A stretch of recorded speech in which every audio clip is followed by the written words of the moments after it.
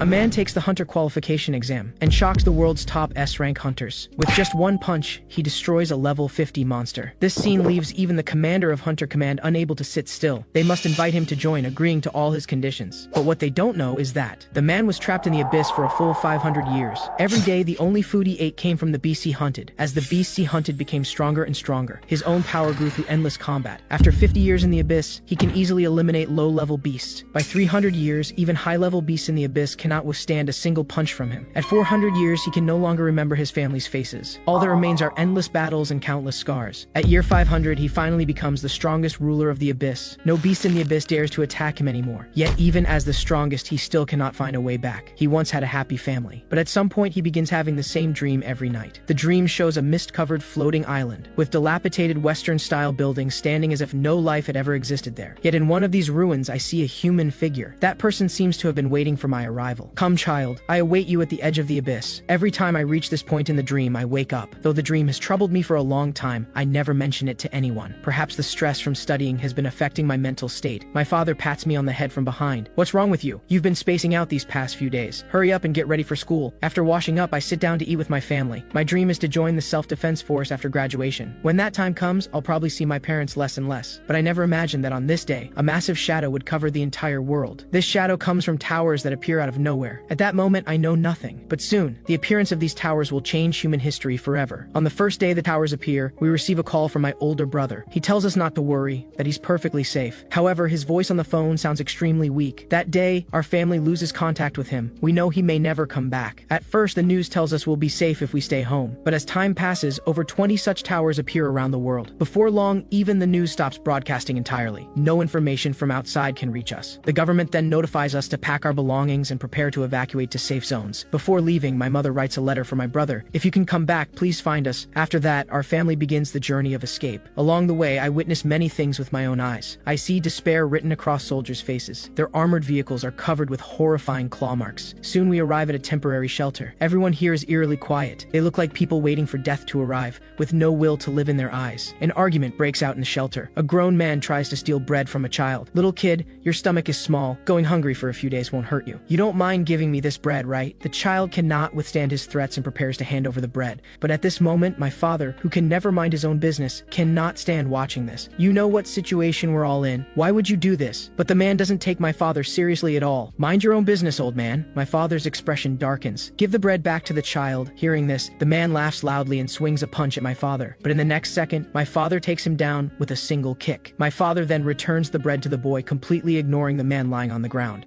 My father gives him a cold look. The bread thief instantly falls silent. He leaves with a threat, "I'll remember this." I recognize the person my father just beat up. He's my classmate. During school, he bullied me almost every day. I've always wished I could get rid of this scum someday. Just then, a military officer rushes in frantically. He orders everyone to evacuate the shelter immediately and board one of the trucks. Some self-righteous person questions the soldier about why, but the soldier has no authority to explain. Just do as you're told. While they argue, a loud commotion erupts outside the door behind them. The soldier speaks rapidly, "Run now. Don't worry about anything else." Seeing this, I urgently push my parents to leave immediately. I have a terrible feeling about this. The shelter door breaks open, and several white-haired monsters rush in. The people who were arguing moments ago now flee in panic. These creatures are monsters they've never seen before. Even a fool can tell how dangerous they are. I'm completely shocked by this scene. What on earth is happening? Soon everyone rushes onto the trucks outside. I tell my parents to get on quickly. I'll check if there's space on other vehicles. I turn and run in another direction. But the other vehicle is packed too. There's no room for me. However, I quickly find a truck that's half empty. I leap up and jump onto it. At that moment, a large hand reaches out to me quickly. I hurriedly say thank you, but the person's lips curl into a wicked smile. Isn't it a bit early to say thank you? This gives me a bad feeling. I look up and realize it's the person my father just beat up. Why did it have to be him who grabbed me? The next second, he swings his hand and shoves me off the truck. At this moment, I feel everything is over. My life is finished. My dreams are finished. Countless people trample over my body, but I don't want to die. I hope someone will come save me. I open my eyes and see a crystalline, translucent foot appear before me. Looking closely, that figure is the old man from my dreams. He speaks the words from my dream again. "I will await you at the edge of the abyss." The next moment, the scene changes. Everyone around me disappears. Just then, something sharp crashes into the ground beside me. I look up. It's a goblin attacking me. I'm terrified by this sight and immediately turn to flee from this place. The experiences of these past few days push my anger to its peak. The towers that suddenly appeared, the bastard who pushed me off the truck, the mysterious old man, and now this goblin monster attacking me. I know I must fight back or I'll die here. In the next second, I pick up a stone from the ground. I turn and charge at the goblin. If you can kill me, then do it. If you can't, you're the one who dies. After a fierce battle, I kill the goblin. I never expected something that only exists in games would appear before my eyes, and there's a black number on its chest, probably indicating its level. Moments later, a black crystal emerges from the goblin's chest. I freeze in place, completely unsure of what to do. However, the crystal seems to have eyes of its own and flies straight toward me. The next second, it rushes into my body at lightning speed. I have no time to react. After I calm down, I notice my wounds are healing. I also feel powerful energy erupting inside my body. It seems that after killing a goblin, absorbing its crystal makes me stronger. Realizing this, I pick up the goblin's weapon. There must be many more monsters like this on the island. I need to hide to avoid being ambushed. But after circling around, I'm surprised to discover that besides that goblin, no other monsters appear here. All the suspicious signs point to the door ahead. This island floats in midair, and at its edge there's a flight of stairs. I peek over and find no monsters at all. I walk down the stairs step by step. This scene feels somewhat familiar, like a level in a game where a skeleton might suddenly appear and push me off. Maybe if I fall, I'll respawn at the starting point. But I'm not willing to take that risk. Reaching the bottom of the stairs, I enter a room. It's different from what I expected. The walls here are extremely ancient. Suddenly, a flame ignites in this room. Behind this flame, there's a door. I don't understand what this means. Am I supposed to enter the door? I look at the text on the stone tablet. I'm certain I've never seen these characters before, yet their meaning flows into my mind. It reads, "The fragile shards and everything possessed by their holders will grant me the right to leave this place." Seeing this message, I smile. To get out, I need to collect all the shards. It seems there's still hope. I'm now filled with motivation. Thinking calmly, that monster wasn't really that strong. With this thought, I slowly push open the stone door. As the door opens, a chilling aura spreads across my entire body. The first floor of the abyss is an area of 900 square meters, with monsters bearing the number 1. The second floor covers 1,800 square meters, with one monster bearing the number 2. The third floor spans 3,600 square meters, and among 4 monsters, one bears the number 3. Shards exist only within monsters bearing numbers. These shards are the key to entering the next floor. The larger the number, the stronger the monster. But as I descend deeper, a worrying problem emerges. These keys become increasingly difficult to find, because with each floor, the area and the number of monsters double. In this abyss, I grow stronger with each monster I hunt. What surprises me is that my physical age doesn't seem to change much. I don't know how much time has passed. Maybe 10 years, maybe 100. Either way, I can now destroy high-level monsters with a single punch. As I continue to descend, the variety of monsters keeps increasing. When I reach the 15th floor, this level has over 1 million monsters. However, I don't fall despite their terrifying numbers. Instead, I fight even more fiercely. When I reach the 30th floor, the monster count has reached 500 million. Finding the key now is like searching for a needle in a haystack. The monsters on each floor seem to value the keys highly and protect them. Some monsters, knowing they cannot defeat me, hide underground. But no matter where they hide, I hunt them down and eliminate them. Eventually, I reach the 99th floor, continuing forward with unwavering determination. The number of monsters on this floor has reached over 2 trillion. I laugh heartily. Since I still haven't found the key to escape, today I'll kill to my heart's content. Massive dragons soaring through the sky are reduced to nothing but bones in an instant. I don't know if time flows the same here as on Earth. I've been here for a full 500 years. The walls are covered with countless marks I've made. Right now, I'm truly exhausted. I've even forgotten what my family looks like. Yet even so, I must get out. This is my only remaining belief, even if my parents are no longer alive. Over these 500 years, I become incredibly powerful. In the abyss, I cannot find an opponent, but fate seems to have played a cruel joke on me. I cannot find a way out. There are only endless islands to conquer. What I don't know is that while I've been trapped in the abyss, the outside world has undergone massive changes. Over 20 towers appeared in the world. Before people could understand them, something unimaginable happened. Countless monsters emerged from within and began slaughtering humans indiscriminately. This day became known as Judgment Day. A few survivors awaken and gain access to a mysterious system. As time passes, more and more awakened ones receive overwhelming power. Humanity is able to rebuild, and the awakened establish the Hunter Guild. Meanwhile, I'm in the abyss chasing a demon wolf. I shout at it to stop running. "Let me check if you have a number on you." But at that moment, a chain locks onto the demon wolf, and I hear human language. She just used an advanced teleportation scroll. Stop her quickly. Don't let her complete the summoning. The next moment, the demon wolf rises into the air, wrapped in a massive teleportation force. This scene leaves me stunned. Could that teleportation portal above be the exit? Seeing this, I kick off the ground hard. After waiting so long, how could I possibly give up this opportunity? With a whoosh, I leap upward, following the demon wolf straight into the teleportation portal. But at this moment, the abyss sends a warning. Warning! The abyss cannot summon 2 life forms simultaneously. This makes me curse silently. I won't let anyone block my path. I cling tightly to the demon wolf ahead. I absolutely cannot let it teleport out before me. Meanwhile, in the outside world, a woman is surrounded by several hunters who want to steal the level 60 scroll in her hands. One of the hunters says with a wicked grin, "Hand it over now or I won't show mercy." The woman shouts in terror, "Players can't fight each other. You're breaking the rules." The level 38 barbarian laughs. "Rules are meant to be broken, not to bind us." He then raises his blade vertically in front of the woman, scaring her to tears. The barbarian says viciously, "Just hand over the scroll, and I might let you leave here with all your limbs intact." Seeing this, the woman grabs the scroll behind her. "Since you're treating me this way, I won't be polite either." Seeing this, the hunter's faces turn ugly. She's forcing the summoning. "Stop her quickly." The barbarian holds nothing back, preparing to unleash his full power to kill the woman and seize the scroll. Immediately, a terrifying aura emanates from his body,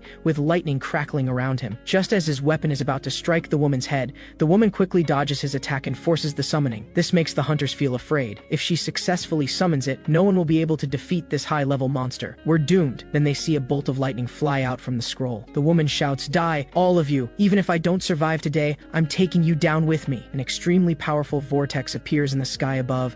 Lightning strikes down from the vortex, hitting the woman's summoning scroll. All the hunters present are blown away by this force. Cold sweat pours from the barbarian's forehead. So much overwhelming energy. This is bad for us. We should flee now. Moments later, a creature slowly emerges from within the lightning. They watch the summoned creature ahead with extreme tension. But when they see what was summoned, they freeze completely. It's actually a level 3 hell demon wolf. Seeing this, one hunter even tosses a bone at it. They nearly burst out laughing at this scene. Even the woman doesn't know what happened. The scroll she desperately protected only summoned such a low-level monster. Fate has played a cruel joke on her. The next second, a hand suddenly pierces through the demon wolf's body. Then I exert slight force and instantly tear the demon wolf's body in half. Now the hunters completely lose their composure. This is actually a humanoid monster. They've never heard of such a thing. The female summoner is completely stunned. She probably never expected the scene either. At this moment, I speak slowly. I finally escaped. A full 500 years in that damned hell. Just thinking about it makes me sick. The next second, I cry out excitedly toward the sky. I finally escaped that place. I'm finally free. The aura emanating from my body makes these hunters tremble with fear. Just hearing my laughter makes their entire bodies stiffen. This power is probably even more terrifying than domestic S-rank hunters. A female hunter stares at me blankly. "What exactly are you? Why'd you come out of the teleportation portal?" Hearing her question, I stop my wild laughter. I take one step and instantly appear before her, my speed so fast it leaves after images. This female hunter probably doesn't know what I'm thinking. For 500 full years, I haven't seen a single human, so seeing them now fills me with warmth. I immediately put my arm around her shoulder and ask, "Is this Earth?" The woman answers, "This is Earth." Hearing her confirmation, I laugh heartily again. I'm finally back. I look at the two people nearby and find their clothing odd. "You're not doing some kind of cosplay, are you?" This makes their expressions turn sour. The next second, two people instantly rush behind me, preparing to ambush me. However, what they don't expect is that I don't move or flee. I just stand here straight, letting their attacks hit my body. But their weapons shatter the instant they touch me. My eyes reveal killing intent. "What do you two punks think you're doing?" When the barbarian meets my gaze, he becomes completely terrified. "What kind of monster are you?" At this moment, his afterimage already appears in my eyes. "You dare call me a monster? You're seeking death." The next second, my mind becomes hazy, and I see the barbarian as a monster from the abyss. I grab him by the throat and pin him there firmly. I show no mercy to abyss monsters. I speak slowly. "Let me see your number. I need to take the crystal from your body." Hearing my words, the barbarian is very confused. "What number are you talking about? We have no idea what you're saying." His shout brings me back to my senses. I almost killed the wrong person. I slowly release my grip, and the barbarian's body drops instantly. The barbarian has wet himself in fear. He actually did, because the aura emanating from me is truly terrifying. He even suspects that not even the strongest S-rank hunter in the country is my match. Knowing they cannot handle me, they instantly think of fleeing. But the barbarian's legs have gone weak. He might not even be able to stand. I speak slowly. "You four, get lost now. I don't want to kill anyone right now. If you don't leave, I'll start killing." The group flees in panic, their eyes filled with terror. After those people leave, I turn my gaze to the summoner. The female summoner sees the scars on my back and is incredibly shocked. Such powerful strength and those terrible scars. What has this man been through? But regardless of this person's origins, she's certain of one thing. He's definitely not a monster summoned from the abyss by the scroll, because she's never heard of a human being summoned from the abyss. While she's lost in thought, I turn to look at her. "Please tell me, how many years have these towers been here?" The woman is stunned for a moment before responding. "The towers have been here for 5 years. This should be common knowledge. You couldn't possibly not know this."